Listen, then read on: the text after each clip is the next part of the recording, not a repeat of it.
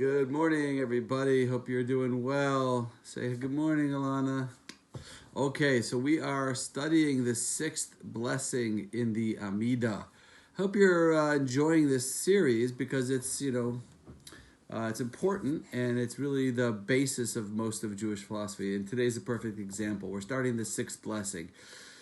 And the sixth blessing is all about atonement. We're asking God for atonement. But what does that mean? What is atonement? And why is it so important? And why does it make its way into the Amida, into the Shemona Esrei?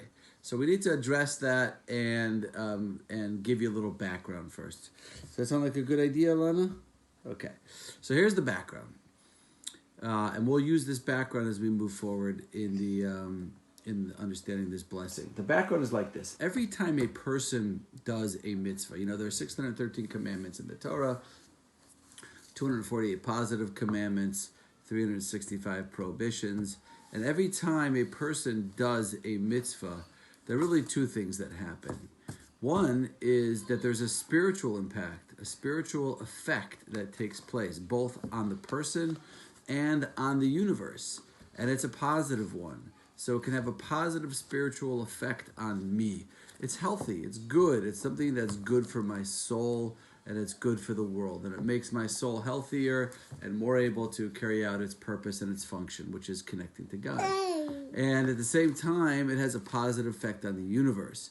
But in addition to that, there's another piece, and that is that God is the one who's commanded me to fulfill these commandments.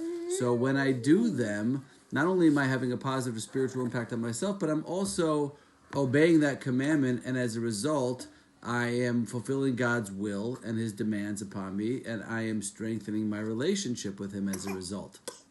Now, when we look at the opposite, when we look at a person who does what's called in Hebrew an avera, or a transgression, meaning they transgress one of the commandments in the Torah, they violate one of the prohibitions in the Torah, or they fail to perform one of the positive commandments, what happens in that situation is the exact opposite.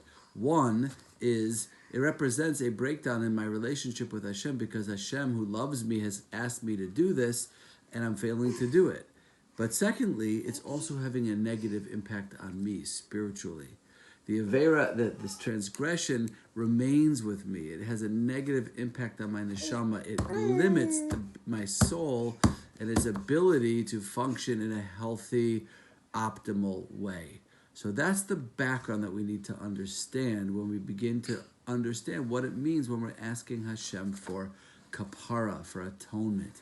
Because really, in essence, what we're asking Hashem for is to remove the negative effects of our actions, of our negative actions, and the impact that it's having on my soul, so that I can be, bless you, so that I can be free and able to reestablish the connection that I'm yearning for. We'll talk about that more as we go along this week. Have a great week, everybody. Say bye, Ilana. Bye-bye. Okay. Have a great week, everybody.